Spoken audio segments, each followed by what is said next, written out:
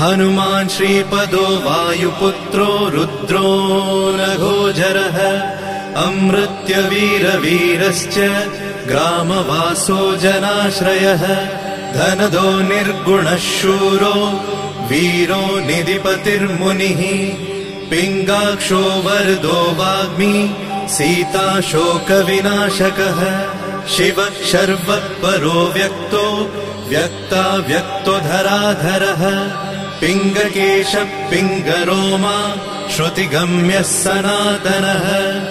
अनादिर्भगवान् देवो विश्वहेतुर्जनाश्रयः